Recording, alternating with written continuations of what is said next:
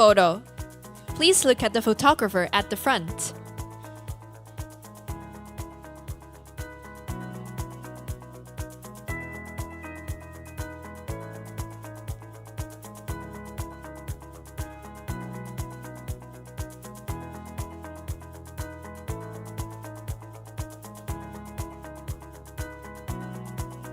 Then please look at the photographer at the back of the theater.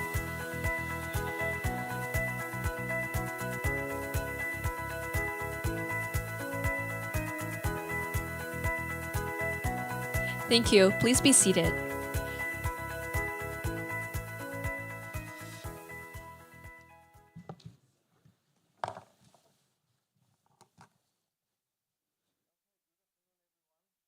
Can you hear me okay?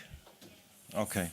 So it's already afternoon. We've been here since 9 o'clock. So if you have any question in the middle, feel free to interrupt the speakers.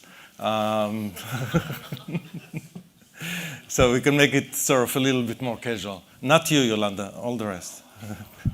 Okay, so it doesn't seem, the slides don't seem to, oh, here it is, okay. So I'm not going to put too many horrifying pictures because you've already seen through the sessions that we're facing a true significant problems, really one step from disaster. I know that some of the speakers here were very optimistic that we're very close to solution, whether it's in Hong Kong, China, or elsewhere. I think we still have a long way to go. You know, sort of, you just see here some numbers about the potential damage. This is just from the increase in temperature and, of course, then increase in sea level. To give you some perspective, China gross national product is around 15 trillion, okay? So you're talking here about very, very significant potential damages by 2050 that will really affect all of us. But, you know, we've heard a lot throughout the day about sort of the risk associated with climate change. And actually this session I want to devote sort of a little bit more time to speak about the opportunities that are associated with climate change. And really, there are many ways to sort of to divide the potential opportunities. And I'm actually going to do it like a matrix. First, I'm going to talk about the rows, and then I'm going to talk about sort of the columns. And I think sort of the two aspects that I bet many of us will talk about is going to be the issue of mitigation and adaptation. Okay, because mitigation, we really, you know, sort of what the prior session, for example, about sort of reducing carbon emission. Mitigation is critical, but mitigation, given where we're at now, will not solve everything, which means that also we have to do some adaptation.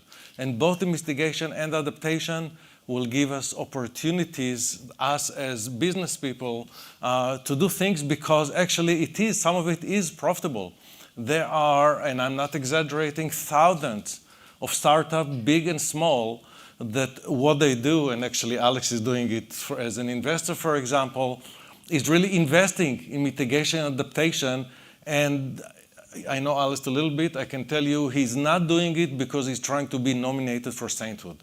He's doing it because he's trying to make money, which is perfectly okay.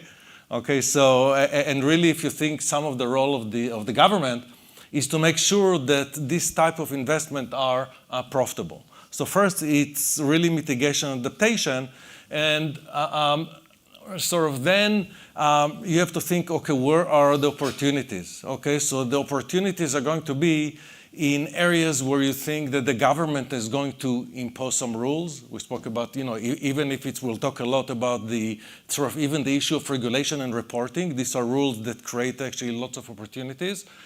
Rules can be about carbon and carbon trading. Also, we're going to hear about that. And any other subsidies. So what the government is doing and trying to forecast and sort of to where the government is going can present sort of lots of opportunities in many dimensions.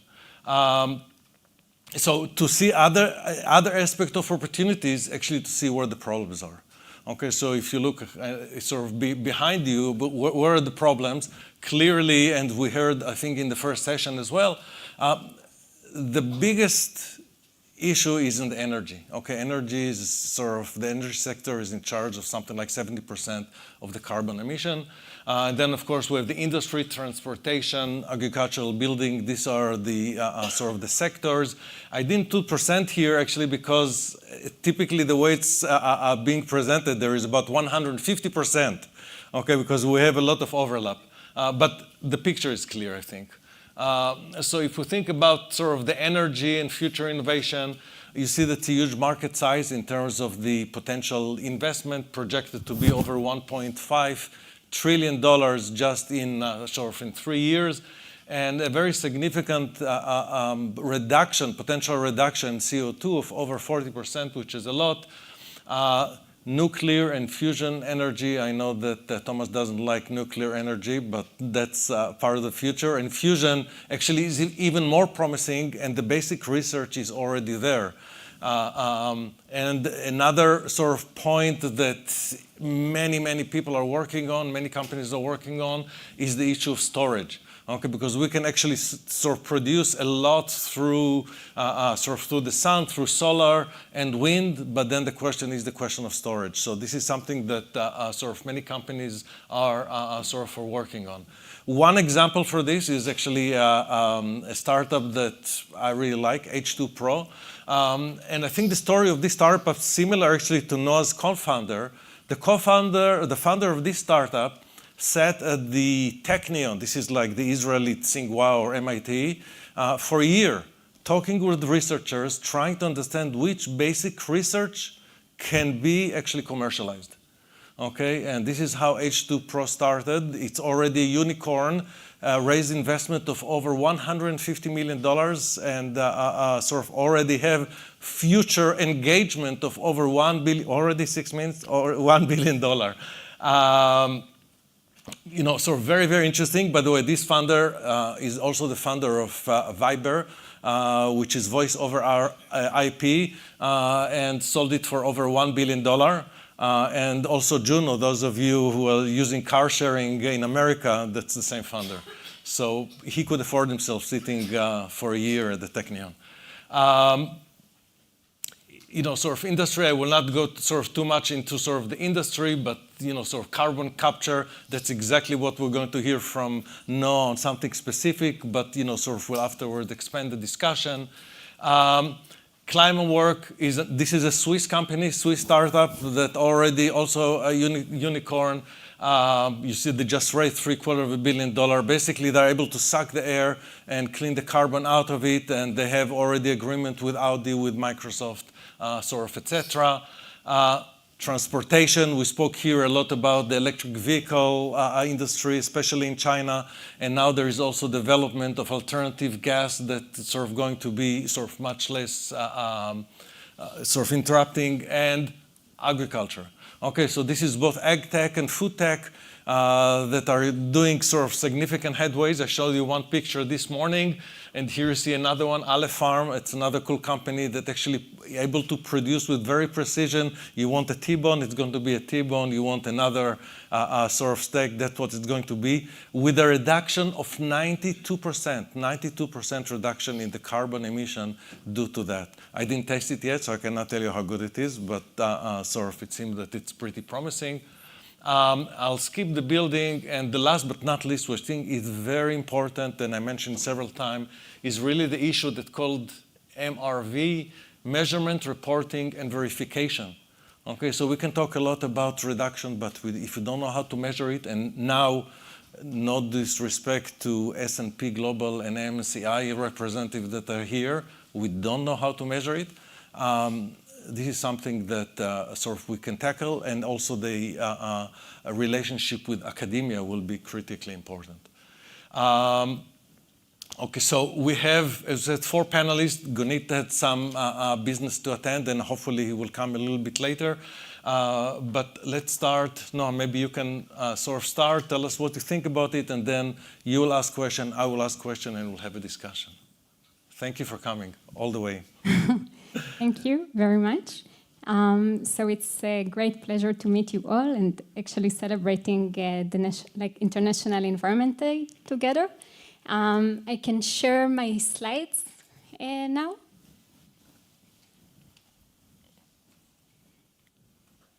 You have yours. I'm not going to give you mine. Great. So in the next few minutes, I will share with you Rewind story.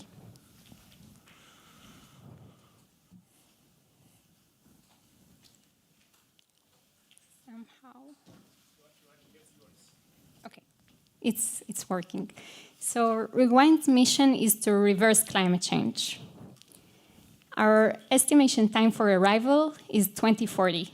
And by that time, we want to remove 10 gigatons, 10 billion tons of CO2 from the atmosphere.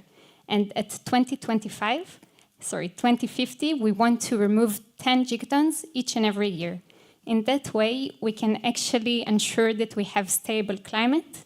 And from that day forward, everyone will be happy in really good conditions. Before I will share with you how we are going to do it, I want to share with you a quick story. Meet Peter. Peter really likes to bike. Here you can see him biking around the Danube River next to the Black Sea. And in this bike, he had an amazing idea that he just couldn't left behind. How come dozens of shipwrecks remain perfectly preserved at the bottom of the Black Sea? He thought about this idea a lot, and he shared this idea with his friend Dror, and they tried to understand how come this amazing phenomena happen? And they found out that the Black Sea is the biggest anoxic water basin in the world. Anoxic means oxygen-free, so you don't have any life existing there, no multicellular life. And if you don't have life, so wooden shipwrecks can perfectly preserved. Here you can see the oldest shipwreck that ever found in the Black Sea and in the world just a few years ago. And this phenomena is happening there in dozens of examples and also in other areas in the world. What's really amazing is that what works for ships works for trees. And most people don't know about it, but once trees die, they emit all the carbon that they captured. But if, in a magical way, you can find a way to eliminate the emissions from trees and to make sure that they remain preserved, in a way you can reverse climate change. Peter thought about this idea a lot. Dror, his friend, also thought about it. My co-founders and I thought about it. And we understand, okay, this is a great solution, and this is a wonderful way to solve climate change. Practically, what you need to do is to create carbon elevator that takes trees to the bottom of the oceans. And how big is the Black Sea? Actually, it's huge. And if we will take all the trees residues around the world and the 300 billion tons that we need to remove to eliminate or mitigate climate change, it will be less than 1% of the volume of the bottom of the Black Sea. Actually, a drop in the water. And we don't only focus on the Black Sea, we focus on different areas around the world, so this is endless potential. And we need also to answer whether this works in practice and really efficient, and we start everything with science. So we embarked into a global journey of experiments in the lab and in oceans around the world. We deployed different types of organic matter to different environments in anoxic water basins. We took water measurements, biomass samples, and also sediment samples, and created ocean models. And we wanted to answer two questions. One, is this solution permanent? Can we remove carbon for thousands of years? And the second question is whether this solution is safe. And the short answer is yes for both, and we did this collaboration with really amazing scientists around the world. And from technological point of view, you want to make sure that you create a really efficient elevator to take the biomass to 2 kilometers depth of the bottom of the sea. So we partner with top deep sea tech experts Woods Hole Oceanographic Institute in the US. They've developed the deepest submarine in the world, and with their technology, we ensured that our elevator efficiently work. We lead with technology in every step of our way, from making sure that our biomass is sustainably stored, and all the way to the bottom of the sea. In terms of sustainability of our business, we focus on collaborating with leading corporations and governments with really ambitious climate reduction goals. One example of our partner is Frontier. They're a leading mechanism that takes commitments from McKinsey, Meta, Alphabet, Stripe, Shopify, and many more, and together they invest in carbon removal startups. In our field, they invested in us, bought carbon credits, in $1 billion for the next decade. So this is one example of our partners, and all of the contracts together up until this point are in $1 million for our company. These are investors, and this is our timeline to reverse climate change, and also the carbon credits that we are going to sell. In 2025, we will remove 10,000 tons. In 2028, 1 million tons. In 2030, we're aiming to be the first company in the world to remove 1 gigaton of CO2 from the atmosphere. In 2040, 10 gigatons, the time to reverse and to reach net zero. And in 2050, 10 billions each year. Okay. In this game, there are also great governments and corporates that leading the way. China, you know much better than me, but is the second carbon-compliant market in the world, and there is a big opportunity there to increase the investment.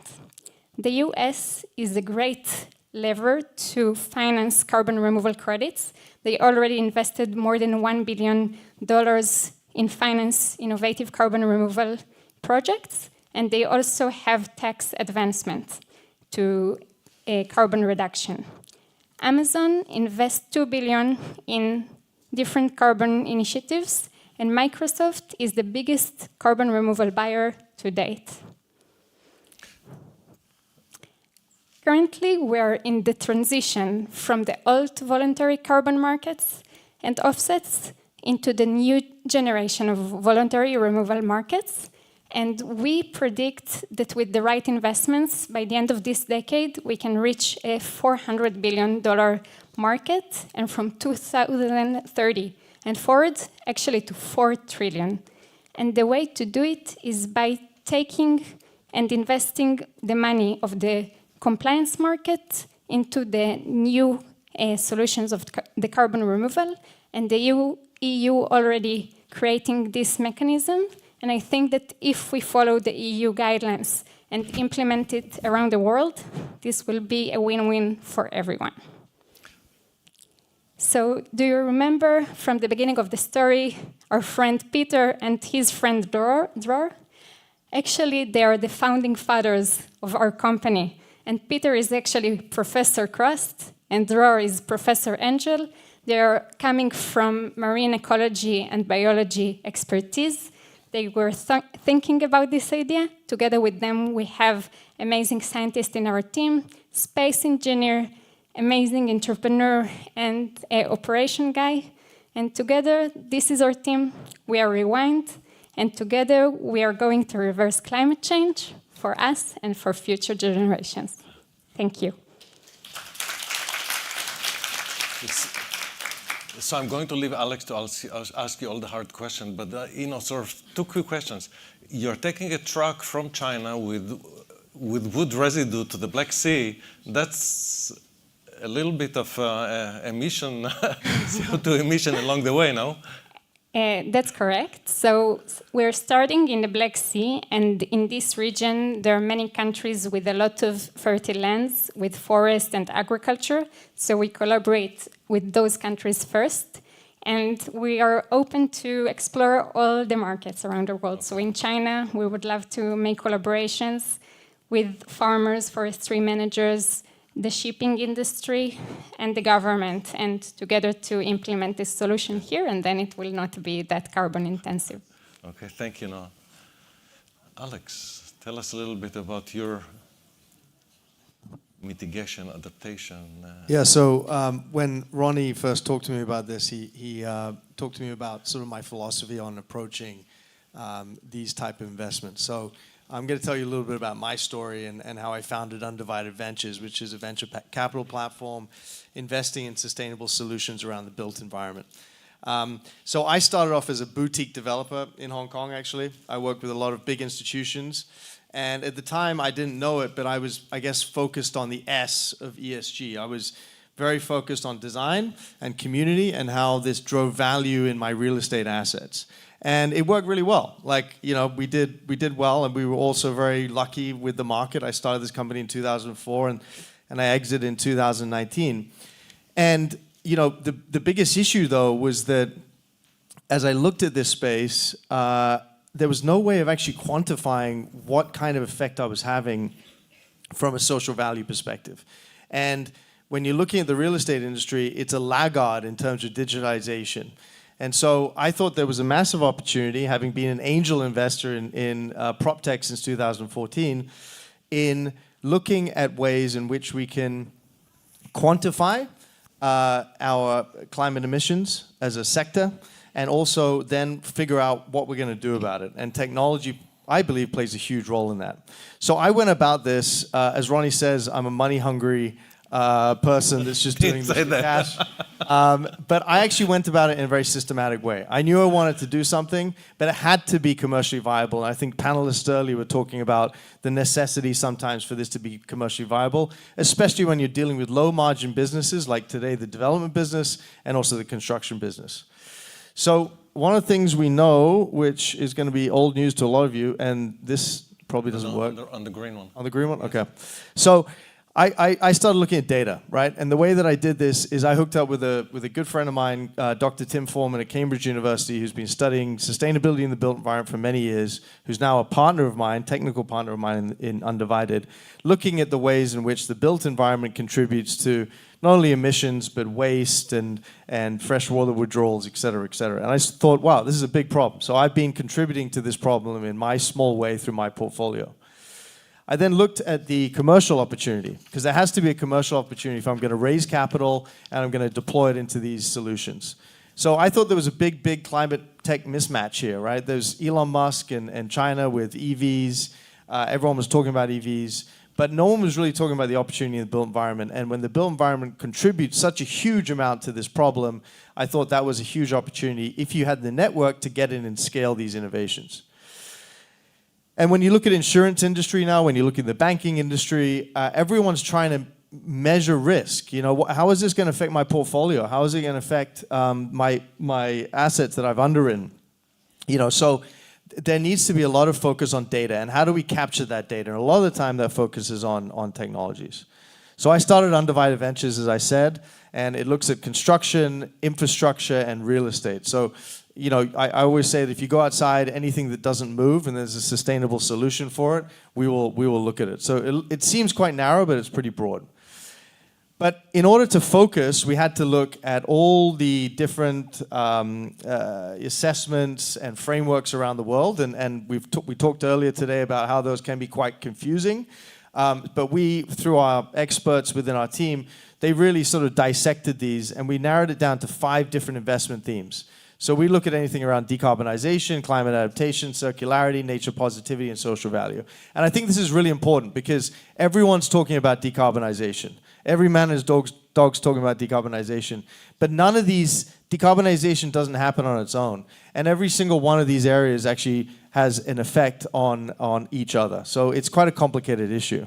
And for us, you know, we focus on 3 main areas. We focus, when we make an investment, it has to meet our own impact requirements. It has to create value for the user, and that's the only way to get into industry, unfortunately. No, if I go to a construction company today and I say, hey guys, I've got this great sustainable solution, 9 times out of 10, there's like, that's really nice, but you know, I've got a 3% margin. How are you going to help me here? So there has to be a definite value there.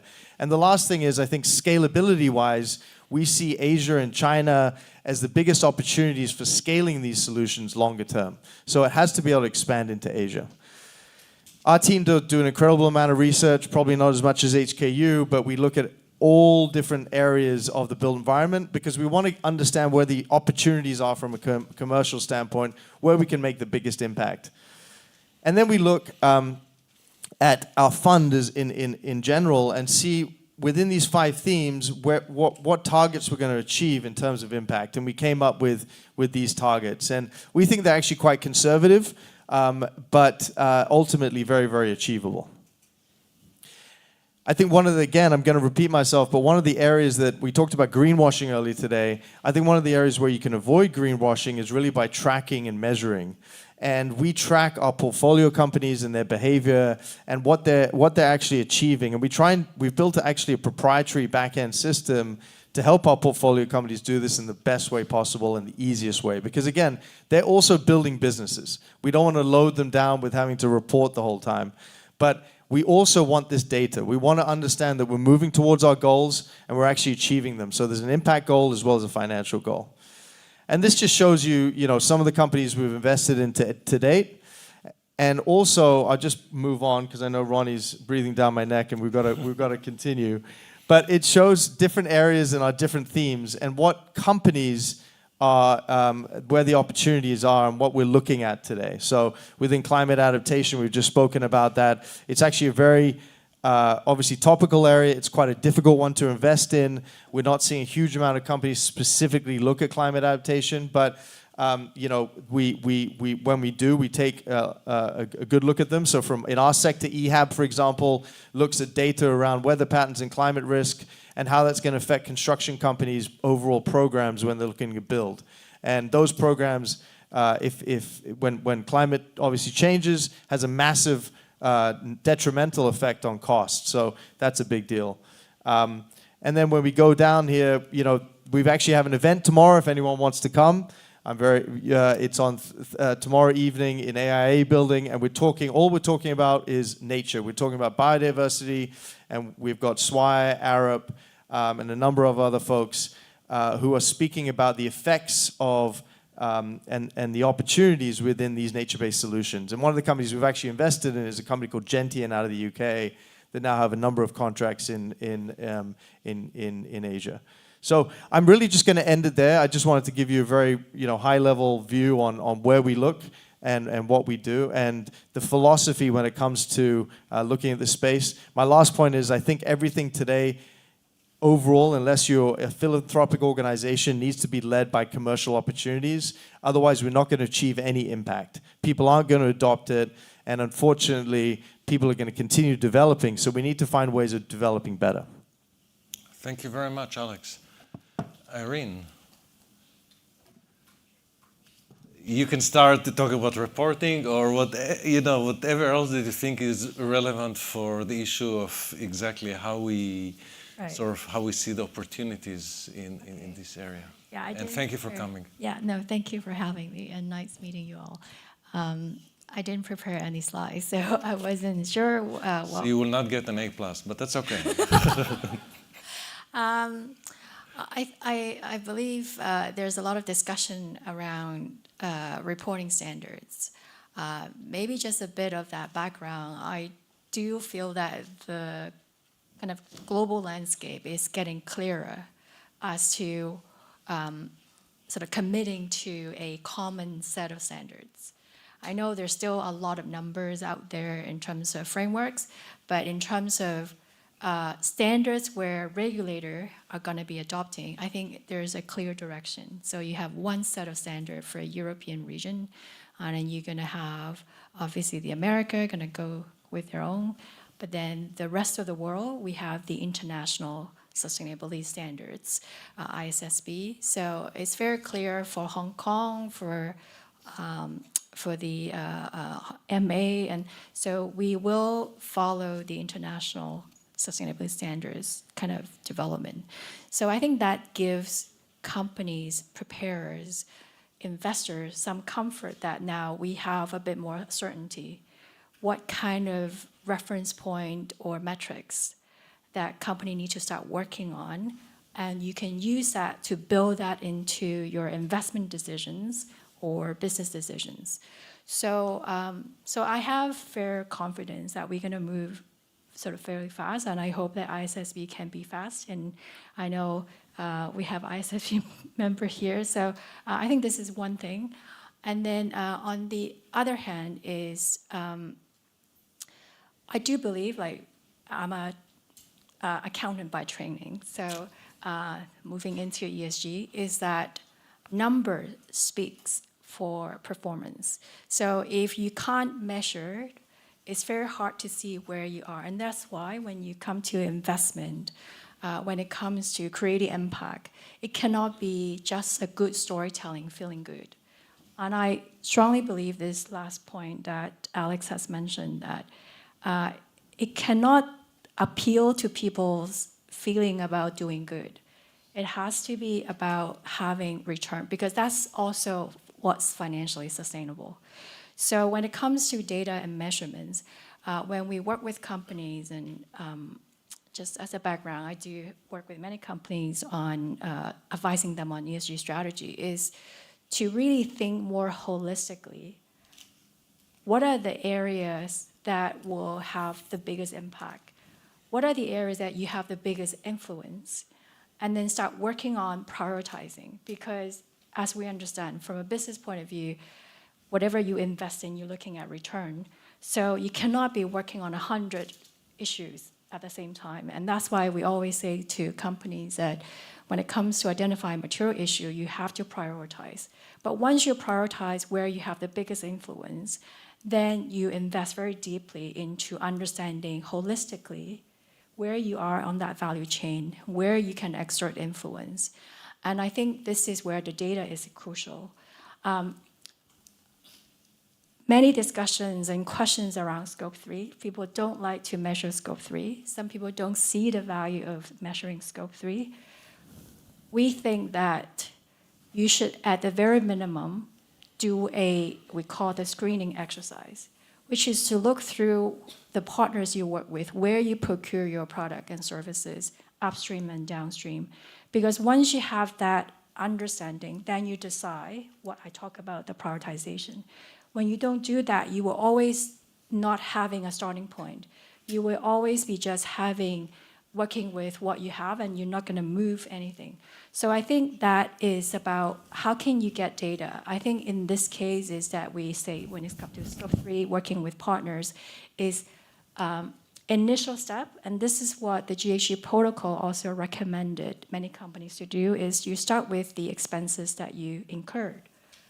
And that's the starting point, and it's a journey. You start with screening and understand where you have the biggest impact, who are your tier 1 supplier, and then from there you decide, okay, maybe there are a handful of suppliers. Those are the only one you need to work with where you have the biggest impact. It doesn't mean that you have to work with hundreds of suppliers. So in many cases, it's actually like that. So when we say holistically looking at your whole value chain, using the spending, which is number you have on your hand, and then develop a process to engage them, to collect information. And over time, we say that when it comes to obviously do what you can within your own operation, but working with these partners is collaboration.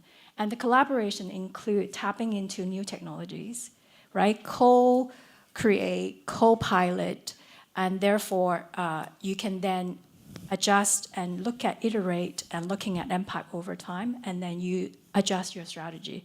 But it needs to be looking at impact, which is very important. We talk to many companies where there's an issue about you have different departments looking at doing something on ESG, and they're not really working collaboratively. What are the biggest strategic opportunity for the company? And sometimes then you are wasting your resources and time. So therefore, it is very important to really narrow down to what are the most critical issues where you can influence. And I think given we say that we're already running out of time to address climate issue, and this is where I think working on material issue and focusing on drilling really sort of deeply on those issues is the most efficient way to do it, and also most effective and impactful. Yeah. So I'll just leave it like that for now. No, that's fascinating. Maybe you can give a specific example of a company that's coming to you. What's their incentive really to reduce their sustainability impact? Right, incentives needs to be a business case. And we always start with company, and most of the time is about addressing business risk. And they say, no, let's balance managing business risk with capturing opportunities. And it would be a number of aspects.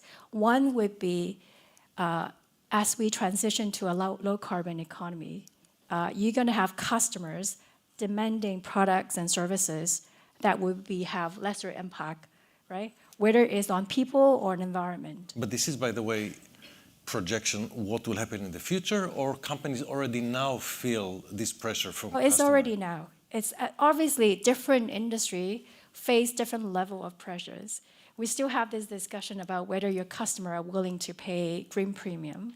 But then there are already studies that said if you put a product, obviously you have consumer product, you have industrial product. But if you put one product side by side, two products, right? One telling you that it has very low carbon emissions, low impact, and the other is very high, right? Naturally, if the price is the same, people would choose a greener product. Obviously, then the question then is coming to cost, right? The pricing. But there's no question that customer want low impact product, green products. And this is sort of, you talk about consumer, they probably have free choice and they would decide. But then when it comes to B2B industry, they would have regulatory requirement that will compel them to actually use green product, because otherwise they're going to be subject to carbon taxes, especially if you export your product to Europe, right? There's CBAM that talks about adding sort of taxes on these products with high carbon emissions. So there's business reason that if you don't do it, then you either lose some of these markets, or your cost of production will be very high if you don't invest in greener productions. So there's a real business reason that being competitive at the same time, you could, along that process, develop new products and capture new markets. So these are some of the very standard common business cases that we have seen. Okay, fascinating. No, I just want to say, I also think from a business perspective, I'm sure you've seen it a lot, one of the biggest issues is there's actually enough money out there, right? There's enough money to move things forward. The problem is a lot of the people with the decision-making power on boards don't have the education or don't understand where to allocate that capital. And we don't have enough people who understand sustainability sitting on boards today. So you can go and pitch to a sustainability department, but they don't necessarily have they love it, right? They love this stuff, but they don't have the authority to necessarily put it into action. And so until we get that change in dynamic where we understand that there's a commercial opportunity here and we're running out of time and we need to allocate capital effectively, we are always, innovation is great, but unless you have people moving it forward and businesses moving it forward, nothing's going to happen. So that's exactly leads me to the next question I want to ask all of you. And Alex, maybe you can go first. What do you think we need in Hong Kong to build a successful ecosystem in terms of business? Here we have a lot of enterprises, but maybe not as much innovation as we wish to have here in terms of the environment. What do you think? How can you fix it? So let me preface what I'm about to say with the fact that I love Hong Kong. Me too. I was actually born here, grew up here. I built my business here. I think offers so much opportunity. I think where Hong Kong fails is in the way its approach to this problem. So I actually think Hong Kong could be one of the greenest cities in the world. I mean, I think we have a problem around the grid, but when you look at the infrastructure and you're looking at the availability of capital and then you're looking at the skill of people, our human capital in the city, I think Hong Kong has a huge opportunity, and I think it's missing a massive beat here.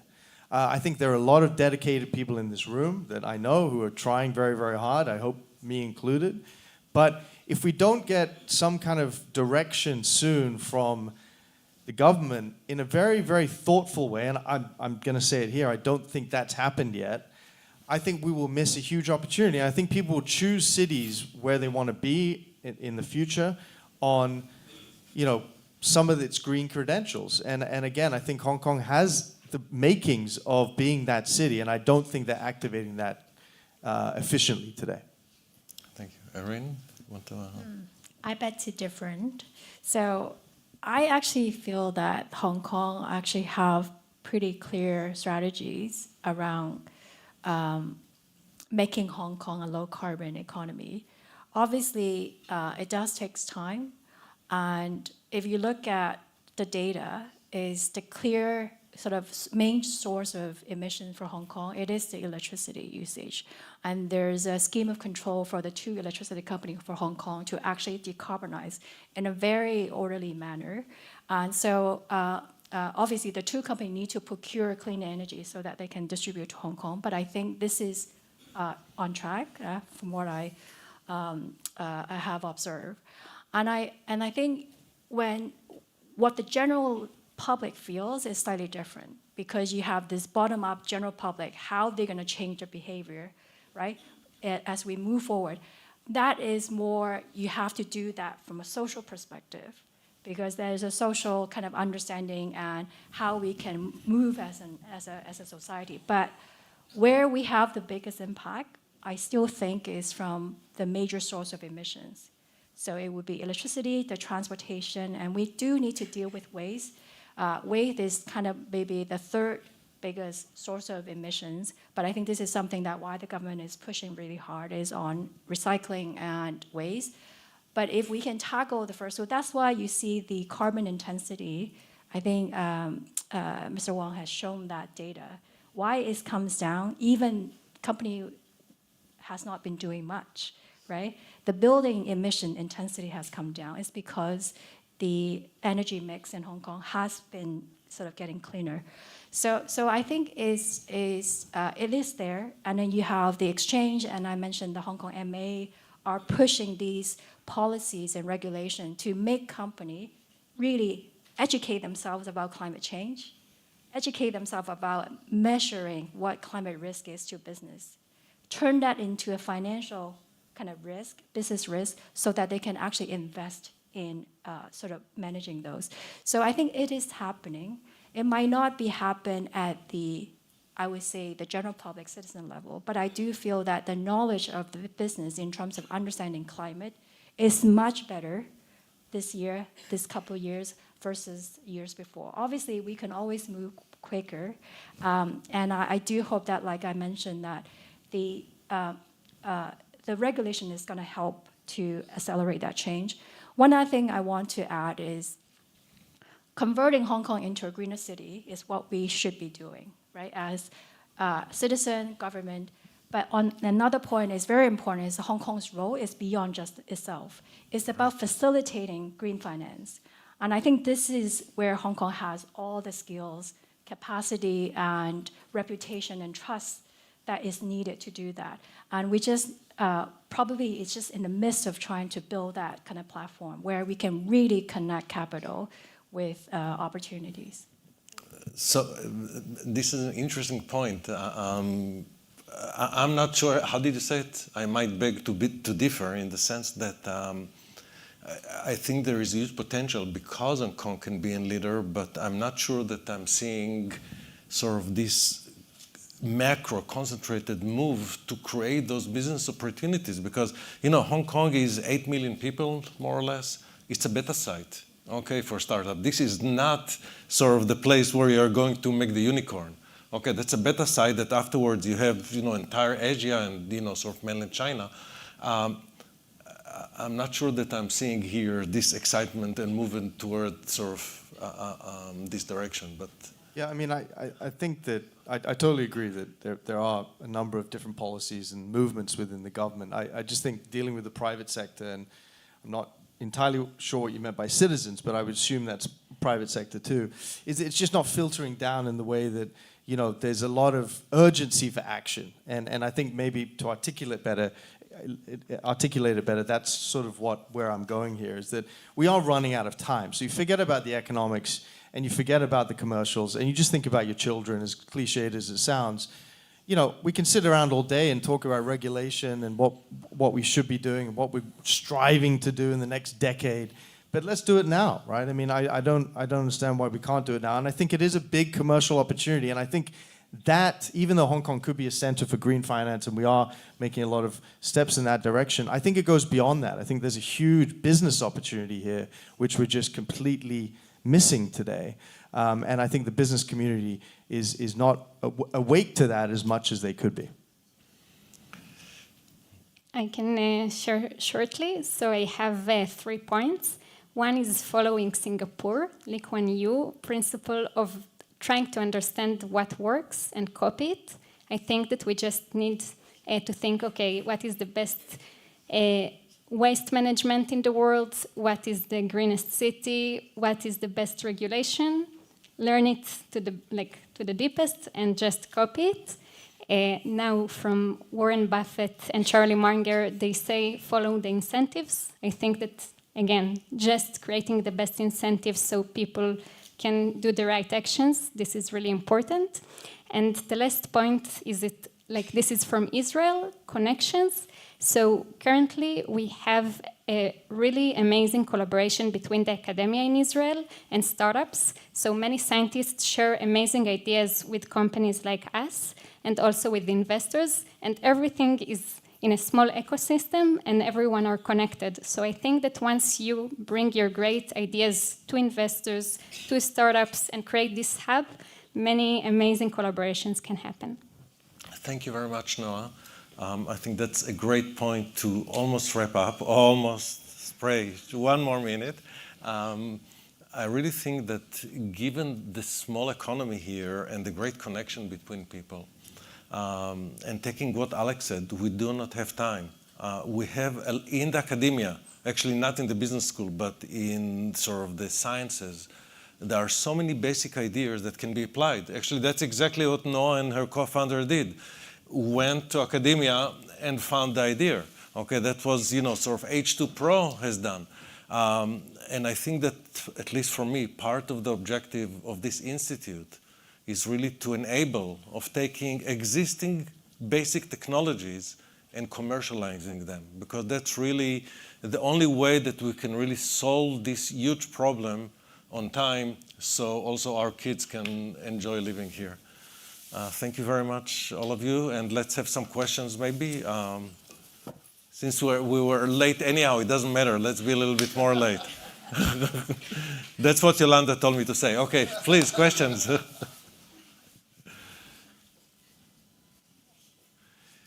Yes, please. Thank you very much. I just want to ask a question that I am supposed to deliver in the last session maybe to you as well. I just want to quickly ask for your understanding of how we can manage the stranded asset when it comes to the transition process, because as we all know, the stranded asset with a smooth and just transition process, it may have some huge impact to the corporate itself as well as from the investor perspective. So I want to ask for your opinion on how we can manage the stranded assets, both from the corporate side as well as the investor side. I think it's a critical question when we manage the sustainability risk. Thank you. Happy to give it a go. So this is where most companies are doing when it comes to addressing, this is sort of climate-related risk when it comes to assets, is many companies are doing we call the climate scenario analysis, is to really look at really long-term climate pattern, how it would affect the business from a physical risk point of view as well as transition risk point of view. So I think this is where the value of doing this exercise is to really help company plan in the longer run in terms of what type of asset it has exposures.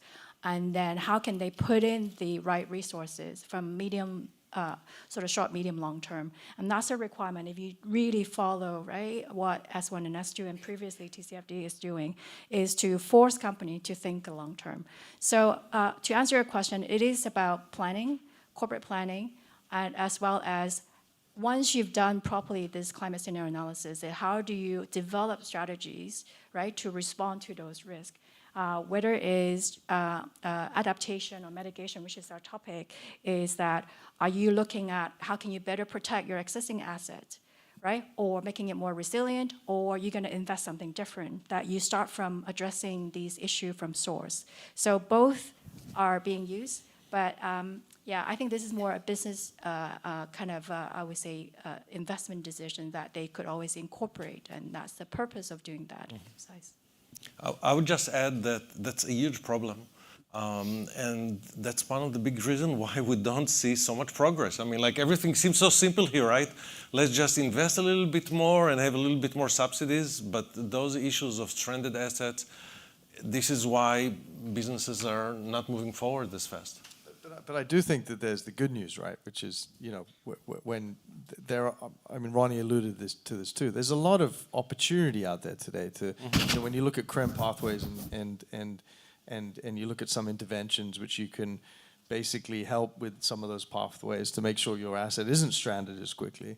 I think that there's a lot of opportunity there. I think when you're looking at institutional funds today, you know, what we call core funds, so funds looking at, you know, very basic returns in a very sort of conservative way. When they're looking at assets to purchase, they're saying, listen, we're not going to purchase anything that doesn't meet our own sustainability requirements because it's too big a risk for us. We don't want to put capex in to retrofit this building, et cetera, et cetera. So there are those commercial drivers which are changing the way that the whole industry is looking at stranded assets and trying to do something about them.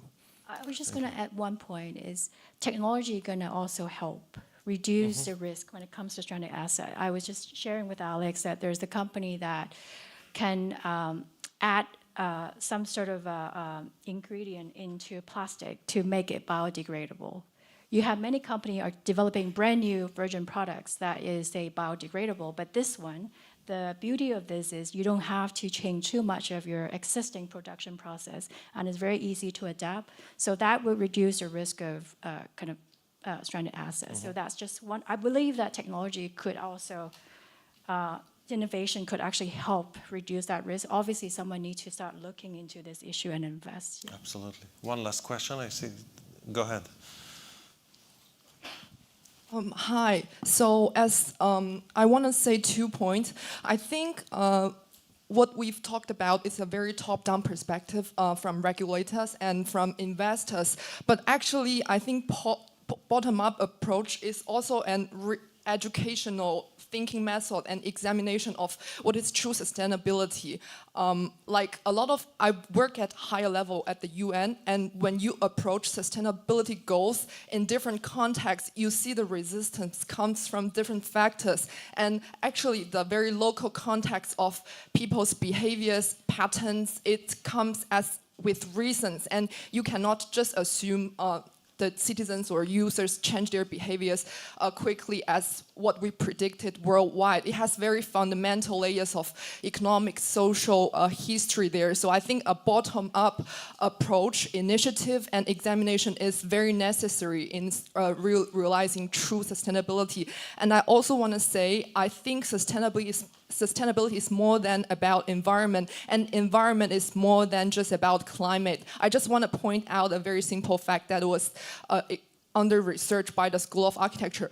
The environmental risk in Hong Kong is actually the top factors is not climate, it's actually noise. So from the research, it says on public places, the noise level has exceeding local and international health standards that would affect people's ability. It would even cause disability years. And this is not mentioned at all. And I would want to say this is already priced in by a lot of developers by their elevated podiums and private clubs. And however, you know, normal citizens would enjoy just their public parks and walking roads without pedestrian trails. So I think the sustainability challenge is real and very context-driven. The inequality is not only like globally, like unequally distributed. It's even unequally distributed within one geolocation and in different contexts. So we cannot give it a one solution and examine just one factors and examine just from top down. So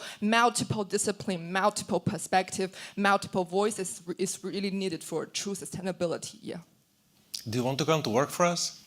Yes. Yes. Okay, talk to us. No, but I think it's very, very good points, right? And when Yes. I was saying earlier, when we look at our themes, we look at multiple themes, and what you're talking about from a sustainability perspective, a lot of it is around, social value and social well-being, and that's really difficult. So when we're talking about data and trying to work out where we are today and where we want to get to, that's really difficult to quantify in the context that you're describing, because you have so many different types of individuals, so many different types of people that buildings, things we're in, from my perspective, are affecting people in different ways. I read something recently, to your point about insulation and sound, that after COVID, people are getting much more affected with sitting in restaurants, because the noise created in restaurants is something that folks haven't been used to for a couple of years, right? And so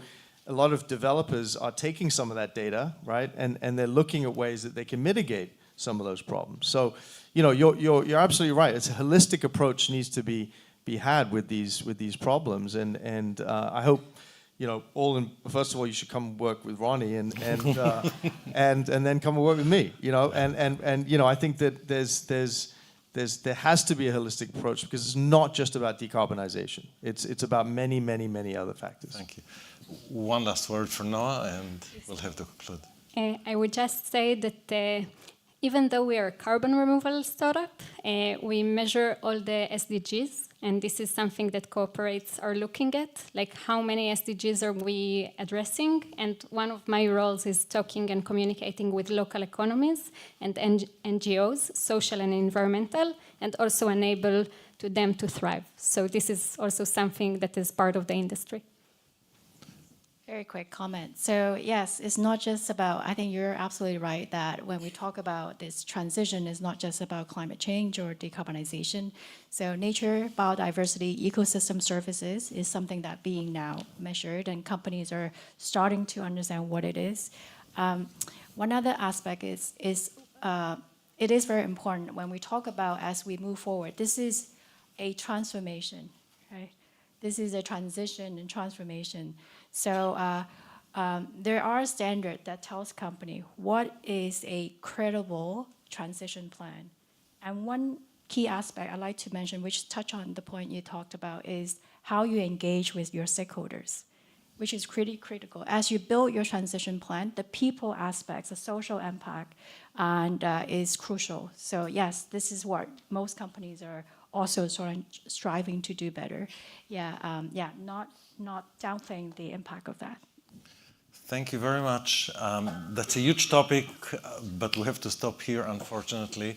I would like to thank Noah and Irene. Alex, thanks a lot.